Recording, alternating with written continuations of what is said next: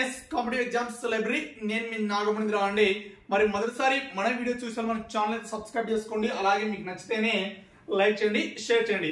మరి ఇక్కడ మనము ఒక చిన్న ప్రోగ్రామ్ అయితే స్టార్ట్ చేసామండి. ఆ ప్రోగ్రామ్ ఏంటి సార్ అంటే ర్యాపిడ్ రివిజన్. అంటే ఈ ప్రోగ్రామ్ ఎలా ఉందంటే మరి 2024 టెట్ లో వచ్చినటువంటి అన్ని ప్రశ్నాపత్రాలను మరి ఇక్కడ మనము డిస్కషన్ చేసుకుంటూ సో వాటికి సంబంధించిన ఆప్షన్స్ అనేవి దాన్ని కూడా సంబంధించిన వివరణ అనేది పరిశీలించుకుంటూ గ్రామర్ కంటెంట్ సంబంధించిన అంశాలను కూడా మనం చెప్పుకుంటూ ఈ ప్రోగ్రామ్ అనేది నిర్వహిస్తున్నామండి.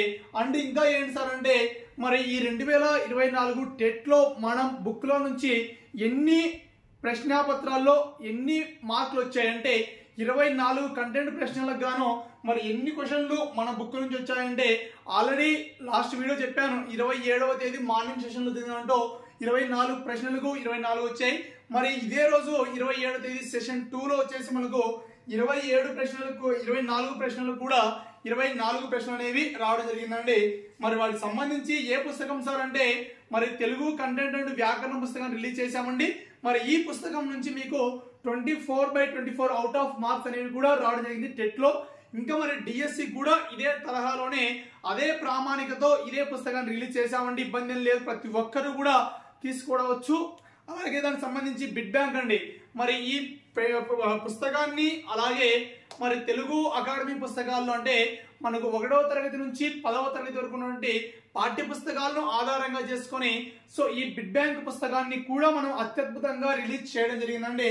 మరి ఇందులో మనకు సంబంధించి ఏమేమి ఉన్నాయి అన్ని కూడా పరిశీలిద్దామండి.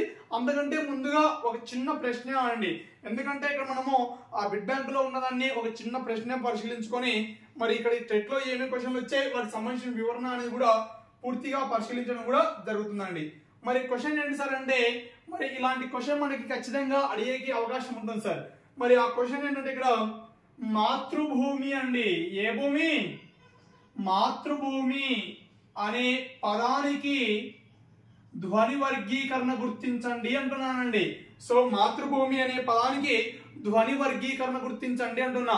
మరి ఎగ్జామ్లలో మనకు ఆప్షన్స్ అనేవి చాలా దగ్గరగా ఉంటాయి సార్. మరి అందరూ కూడా అభ్యర్థులు చాలా ఇబ్బంది పడుతుంటారు. మరి ఆప్షన్ 1 ఎలా ఉంటుంది సార్ అంటే ఇక్కడ సో మనకు చాలా కన్ఫ్యూజ్ ఇస్తాడండి.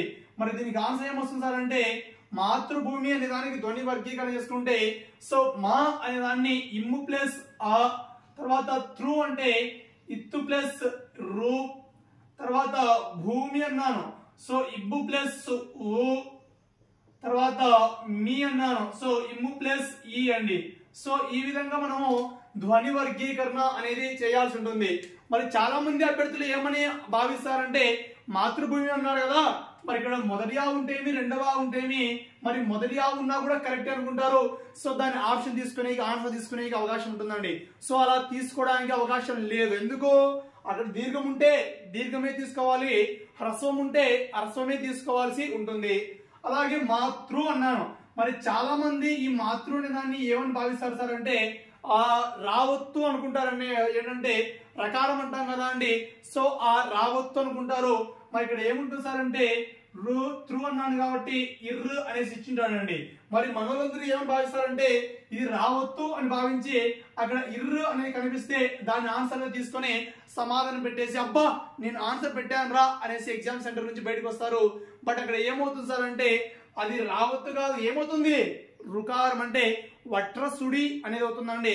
సో అందువల్ల మనము అక్కడ ఏ అంశాలు ఇచ్చాడు, హర్స్వం ఇచ్చాడా, దీర్ఘాలు ఇచ్చాడా, సో అది రుకారమా లేకుంటే రకారమా ఏంటి అనే అంశాన్ని మనం పరిశీలించి అక్కడ సమాధానం చేయాల్సి ఉంటుందండి.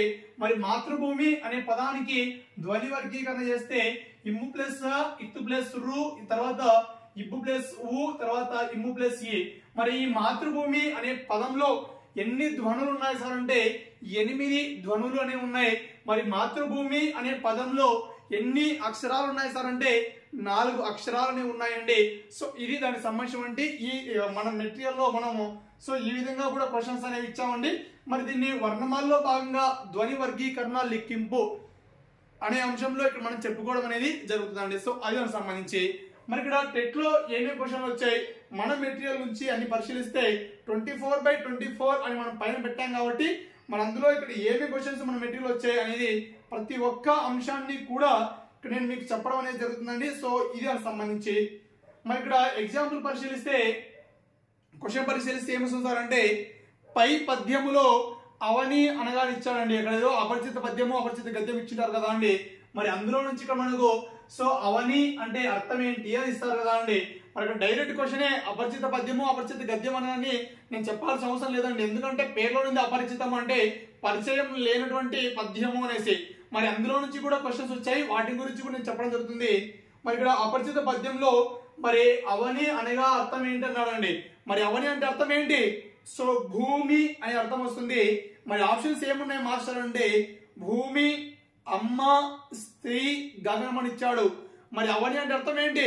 సో భూమి. మరి మన బుక్ లో ఎన్నో పేజీలో ఉంది సార్ అంటే పేజీ నెంబర్ 299లో మన మెటీరియల్ లో కూడా ఉండడం అనేది జరుగుతుంది. మరి అమ్మ, మాత అనే పదానికి అమ్మ అర్థం చెప్పుకుంటాం. మరి ఉవిద అంటే అర్థం ఏంటి సార్ అంటే స్త్రీ అని చెప్పడం జరుగుతుంది. ఆ తర్వాత గగనము అంటే ఆకాశం అనేసి అర్థం రావడం అనేది జరుగుతుందండి. సో అవని అనే పదానికి అర్థం ఏంటి? భూమి, వసుధ, ధరణి. సో ఇవన్నీ కూడా దానికి సంబంధించి అర్థాలు. మరి ఇక్కడ ఒక అపరిచిత గద్యం ఇచ్చాడు. మరి ఇందులో ఏమి ఇచ్చాడు సార్ అంటే ఆధునిక కవిత్వ ప్రక్రియలో ఎన్నో కవితా రూపాలు వచ్చాయి. ముత్యాల సరాలు, వచన కవిత, హైకూలు ఇలా ఎన్నో కవితా రూపాలు చూస్తాం. సజీవమైన కవిత్వము కాలానికి అనుగుణంగా తన రూపాన్ని తానే ఎంచుకుంటుంది. హైకూల ద్వారా వచ్చిన కొత్త రూపం నాణీలు, నాణీలలో 4 పాదాలు ఉంటాయి అన్నాడండి. మరి ఇక్కడ కింది వాటిలో ఆధునిక కవితా రూపాలు కానివి అన్నాడు. ఏవి? కావ్యాలు అనేది. సో దానికి సంబంధించి ఆన్సర్ అవుతుంది. మరి సజీవ కవిత్వం అంటే ఏంటి? కాలానుగుణంగా మారేదాన్ని ఏమంటారు సార్ అంటే సజీవ కవిత్వం అని చెప్పడం అనేది జరుగుతుందండి. మరి నెక్స్ట్ ప్రశ్న ఏంటి సార్ అంటే ఏనుగు లక్ష్మణ కవి ఈ శతాబ్దానికి చెందినవారు అన్నారండి. మరి ఏనుగు లక్ష్మణ కవి ఏ శతాబ్దానికి చెందినవాడండి? చెప్పండి సార్. ఏ శతాబ్దం? 18వ శతాబ్దానికి చెందినటువంటి కవి ఎవరు సార్ అంటే ఏనుగు లక్ష్మణ కవి. మరి మన బుక్ లో మన మెటీరియల్ లో ఎన్నో పేజీలో ఉంది సార్ అంటే పేజీ నెంబర్ 179వ పేజీలో 7వ తరగతిలో నుంచి ఈ ప్రశ్న అనేది మీకు రావడం జరిగింది. మరి అలాగే లో క్లాసెస్ లో కూడా ఏనుగు లక్ష్మణ కవి వచ్చాడండి, ఇబ్బంది అయితే లేదు. మరి ఇక్కడ ఏనుగు లక్ష్మణ కవి ఎన్నో శతాబ్దం అంటే 18వ శతాబ్దం అండి. మరి మన మెటీరియల్ లో ఏ పేజీలో ఉంది సార్ అంటే ఇక్కడ 179వ పేజీలో ఇక్కడ ఇవ్వడం అనేది జరిగిందండి. సో ఇది దానికి సంబంధించి మరి ఇక్కడ మనకు ఇంకా ఆప్షన్ ఇచ్చారండి 17వ శతాబ్దం, 19వ శతాబ్దం, 20వ శతాబ్దం. మరి ఈ 3 కూడా ఆన్సర్లు అనేవి కావు. మరి దీనికి ఆన్సర్ ఏంటి సార్ అంటే 18వ శతాబ్దం అనేది అవుతుంది. మరి ఏనుగు లక్ష్మణ కవి యొక్క ఆ శతకం ఏంటి సార్ అంటే సుభాషిత రత్నావళి అనే దాన్ని రాయడం జరిగింది. పినాకపాణి ఏదండి? పినాకపాణి అను పదమునకు అర్థం ఏంటి అన్నాడు. మరి ఇక్కడ ఆప్షన్ 1 ఏంటంటే విష్ణువు, ఆప్షన్ 2 ఆంజనేయుడు, ఆప్షన్ 3 శివుడు, ఆప్షన్ 4 కృష్ణుడు అన్నాడండి. మరి ఇక్కడ పినాకపాణి అనే పదానికి అర్థం ఏంటి? ఓ మేడం మిమ్మల్ని పినాకపాణి అనే పదానికి అర్థం ఏంటి సార్? సో శివుడు అండి. సో పినాకపాణి అనే పదానికి అర్థం ఏంటి సార్ అంటే శివుడు. మరి మన మెటీరియల్ లో ఎన్నో పేజీలో ఉంది సార్ అంటే పదజాలంలో అర్థాల్లో భాగంగా 303వ పేజీలో ఉంటుందండి. సో పినాకపాణి అనే పదానికి అర్థం శివుడు అనే అంశం మీకైతే క్లియర్ గా ఉంటుంది. సో వ్యుత్పత్త్యార్థం ఏమొస్తుంది సార్ అంటే పినాకమును పానియందు కలిగిన వాడు లేదా పినాకమును పానియందు ధరించిన వాడు పినాకపాణి ఎవరంటే శివుడు అండి. సో ఇది దానికి సంబంధించి మరి నెక్స్ట్ వన్ ఏంటి సార్ అంటే దహనుడు అనే పదానికి పర్యాయ పదాలు గుర్తించండి అన్నాడండి. మరి ఆప్షన్స్ ఏమి ఇచ్చాడు సార్ అంటే అగ్నిదేవుడు, అనలము, ఆప్షన్ 2 ఆవు, ధేనువు, ఆప్షన్ 3 మాను, వృక్షము, ఆప్షన్ 4 సముద్రము, కడలి అని ఇచ్చాడండి. మరి ఇక్కడ ఆవు, ధేనువు అన్నాడు. సో గోవు అనే పదానికి ఆవు, ఆవు, ధేనువు అనేవి పర్యాయ పదాలు అవుతాయి. మరి చెట్టు అనే పదానికి మాను, వృక్షము లేదా తరువు అనే పదానికి మాను, వృక్షము అనే పర్యాయ పదాలు అవుతాయి. మరి అంబుది అనే దానికి సముద్రము, కడలి అనేవి పర్యాయ పదాలు అవుతాయి. మరి ఈ మూడు కూడా వేరు కాబట్టి మరి లాస్ట్ మిగిలింది ఏంటి? ఆప్షన్ 1 అగ్నిదేవుడు, అనలము అండి. సో దహనుడు అంటే ఏంటి సార్ అంటే దహించేవాడే దహనుడు అండి. మరి ఏమొస్తాయి సార్ దానికి సంబంధించి పర్యాయ పదాలు అంటే అగ్నిదేవుడు, అనలము అనేవి పర్యాయ పదాలు వస్తాయి. మరి ఎన్నో పేజీలో ఉంది సార్ అంటే ఇక్కడ మనకు 312వ పేజీలో మనకు ఈ పర్యాయ పదం కూడా నేను మన మెటీరియల్ లో పొందుపరచడం జరిగిందండి. సో కావాల్సిన వారు ఒకసారి చెక్ చేయండి సార్, ఇవి ఎటువంటి ఇబ్బంది కూడా లేదు. సో ప్రతి ఒక్కటి కూడా 24/24. సో ఇక్కడ ఆల్రెడీ ఒక క్వశ్చన్ పేపర్ చెప్పాను, ఇది రెండో క్వశ్చన్ పేపర్ లో కూడా 24/24 వచ్చాయి. కావాలంటే ఆ ప్రశ్నాపత్రం కూడా నేను వీడియో చేసి చెప్పాను, ఒకసారి పరిశీలించండి. మరి నెక్స్ట్ ఏంటి సార్ అంటే కారు పదానికి ప్రకృతి అన్నాడంటే ఈ కారు అనే పదం ఏమవుతుంది సార్ ఇక్కడ వికృతి అవుతుంది. మరి ఈ కారు అనేటువంటి ఈ వికృతి పదానికి ఏం గుర్తించమన్నాడు సార్ అంటే ప్రకృతి పదాన్ని గుర్తించండి అన్నాడు. మరి ఆప్షన్స్ ఏమున్నాయంటే కారము, ఆప్షన్ 2 కార్యము, ఆప్షన్ 3 కాలము, ఆప్షన్ 4 క్షారం అని ఇచ్చాడు. ఏంటి ఇవన్నీ కూడా? సో కారణి పదానికి ప్రకృతి ఏంటి మేడం చెప్పండి.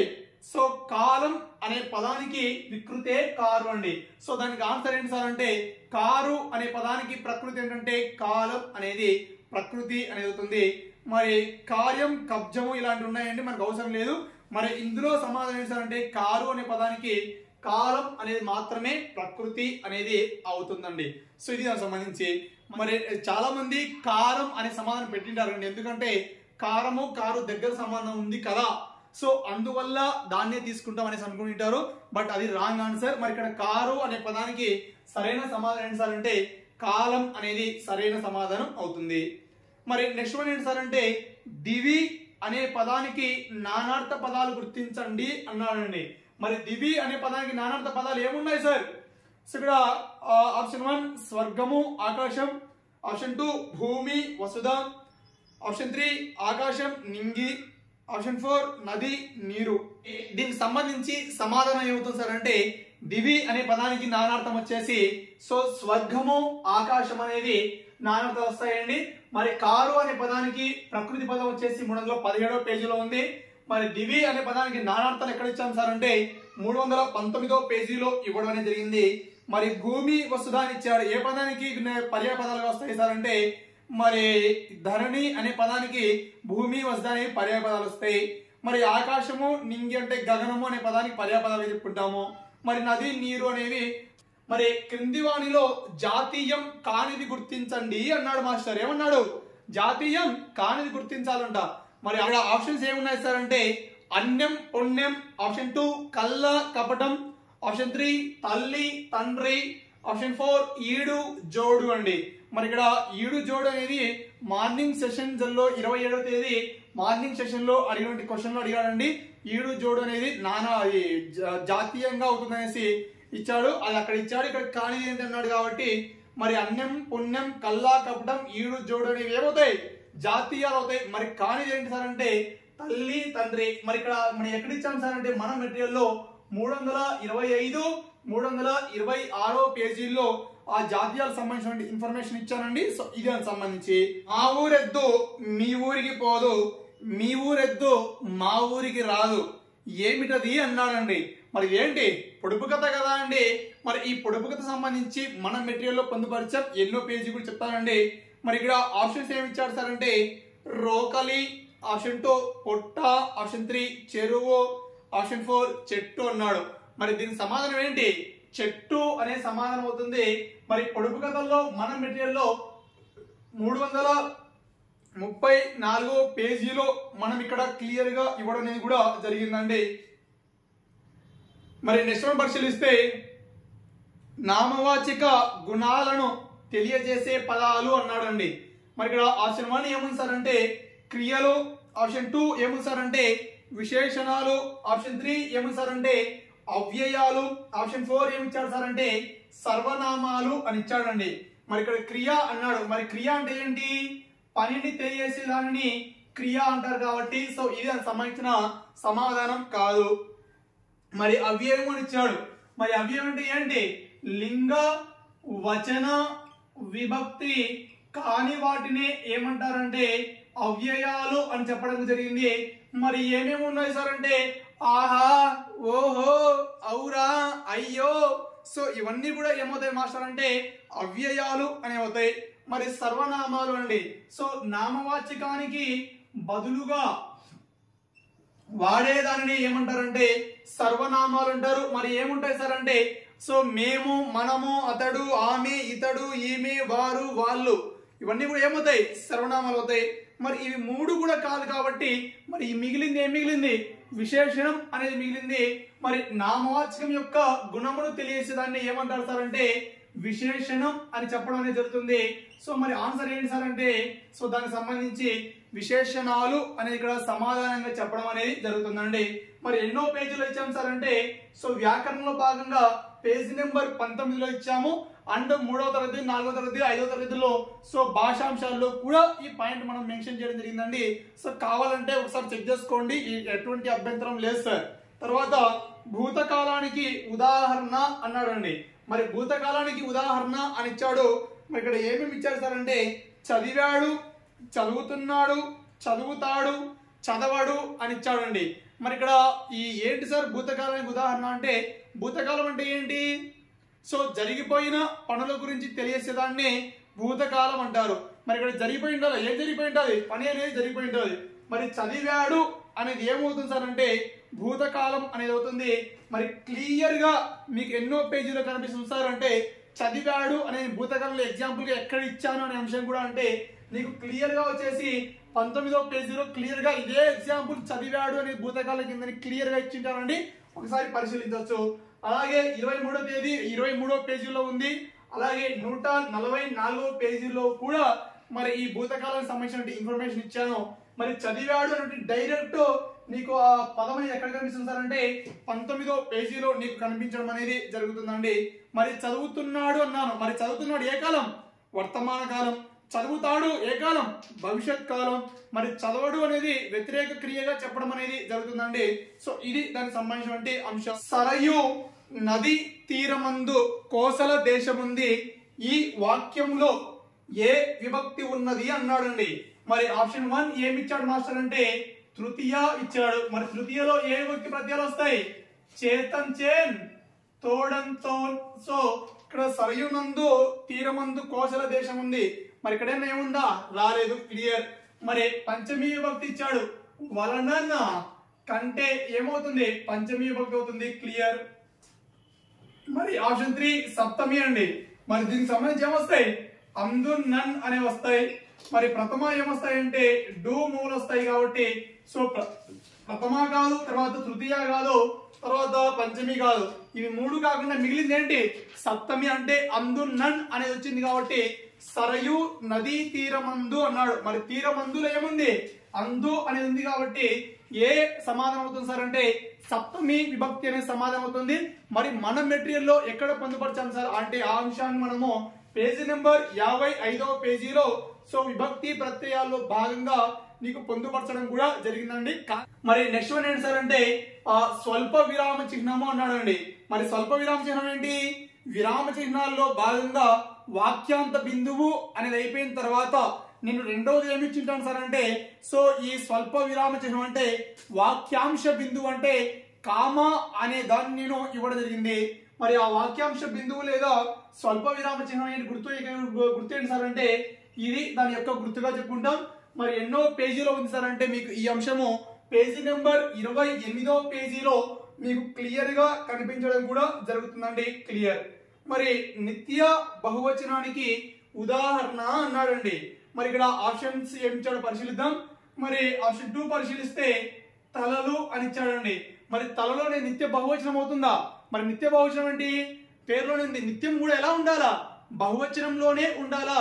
సో ఇలా నిత్యం కూడా అంటే ఎల్లప్పుడూ, నువ్వు చచ్చిపోయినా నేను చచ్చిపోయినా నరేంద్ర మోడీకి ఏమన్నా అయినా ఈ పాకిస్తాన్ మునిగిపోయినా కూడా మనం ఎలా ఉండాలి సార్ అంటే నిత్యము అంటే ఎల్లప్పుడూ కూడా బహువచనంలోనే ఉండాలా. సో ఇలా ఎల్లప్పుడూ బహువచనంలో ఉంటే వాటినే ఏమంటారు మాస్టర్ అంటే నిత్య బహువచనాలు అంటారండి. మరి ఇక్కడ తలలు అని ఇచ్చాడు.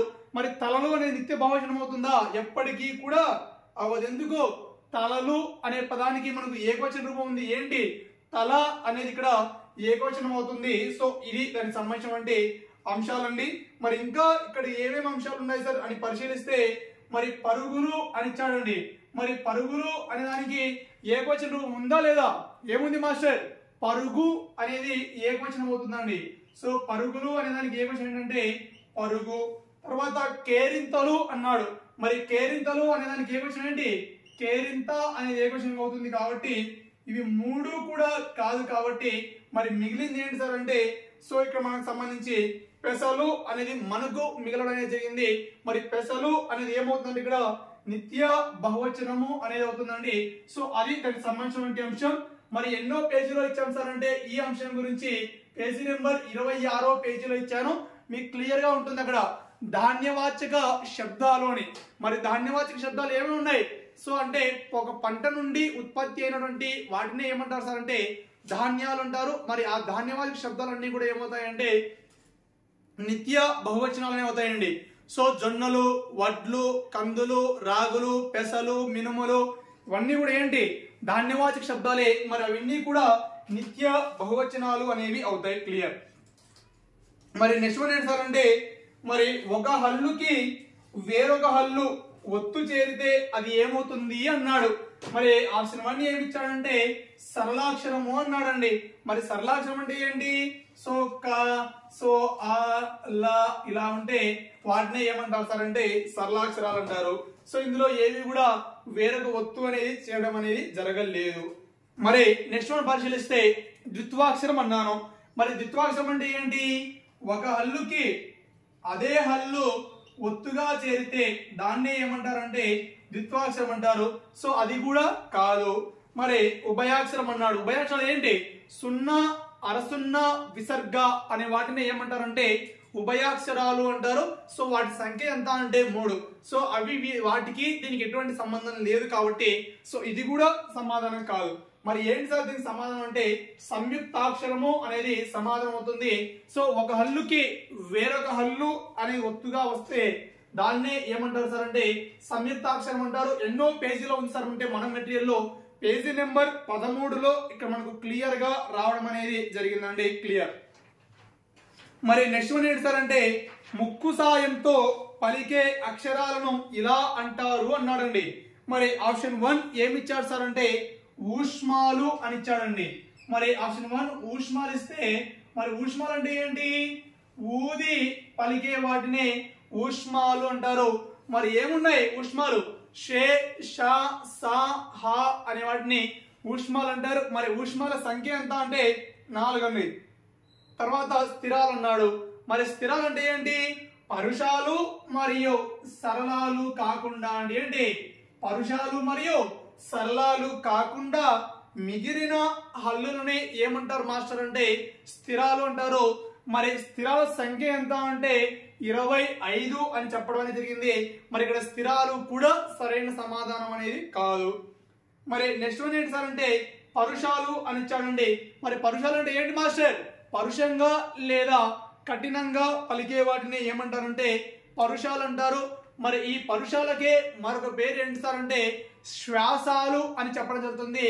మరి ఏమేమి ఉన్నాయి సార్ అంటే కచ్చట తప్పలని మనం పరుషాలు అని చెప్పడం అనేది జరుగుతుందండి. సో ఇది దానికి సంబంధించి మరి ఈ 3 ఆప్షన్స్ కావు కాబట్టి మరి మిగిలింది ఏంటి లాస్ట్ వన్ అనునాసికం అనేది మిగిలింది. మరి దానికి సమాధానం ఏంటి సార్ అంటే అనునాసికాలు అనేది దానికి సంబంధించి ఇక్కడ సమాధానం అనేది అవుతుంది.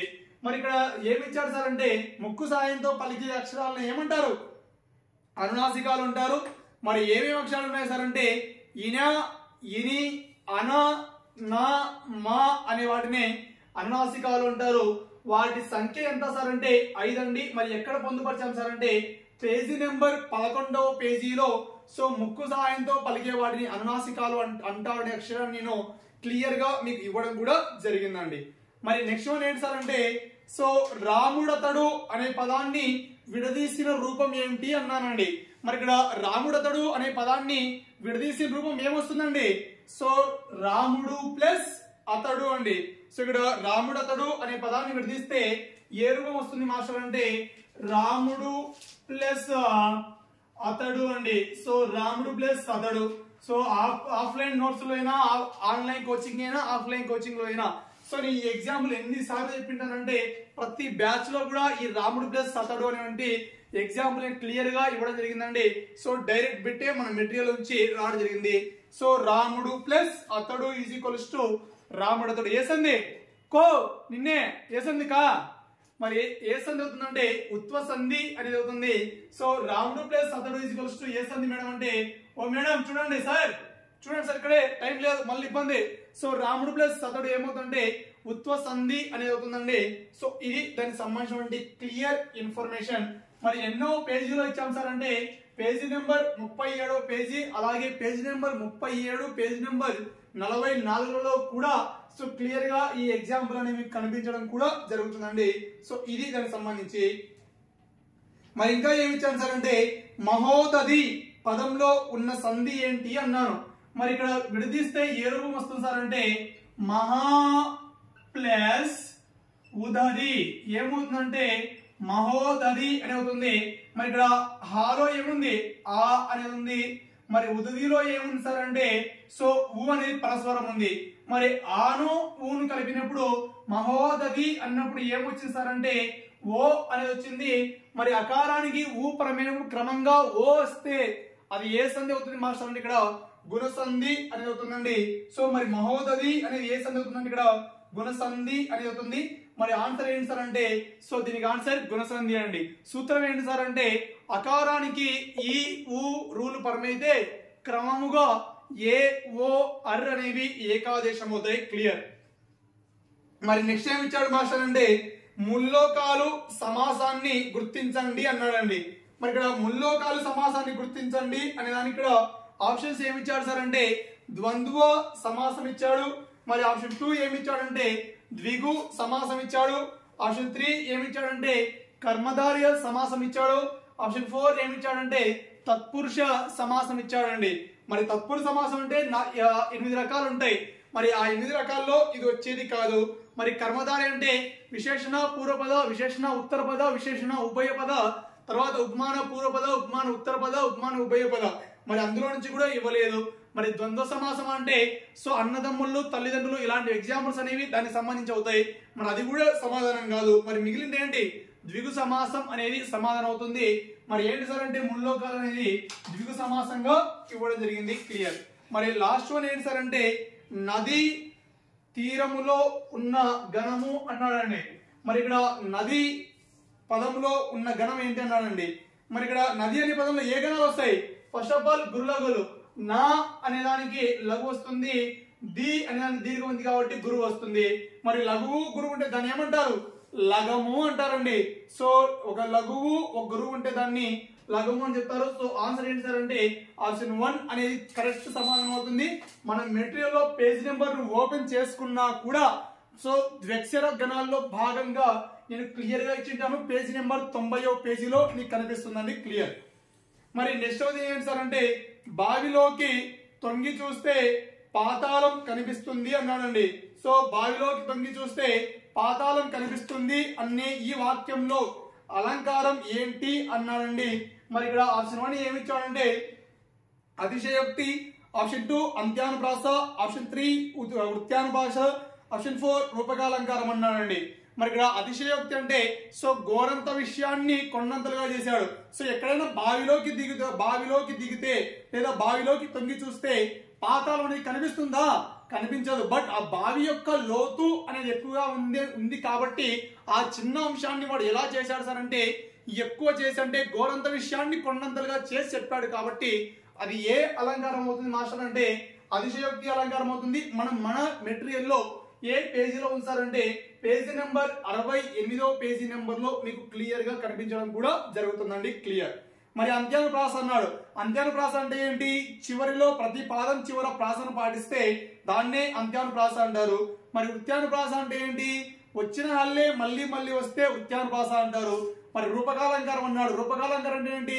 సో అభేదం చెబితే దాన్నే రూపకాలంకారం అంటారండి. మరి ఈ 3 కూడా కాదు కాబట్టి దానికి సమాధానం ఏంటి సార్ అంటే అతిశయోక్తి అలంకారం page number 68. So please check it.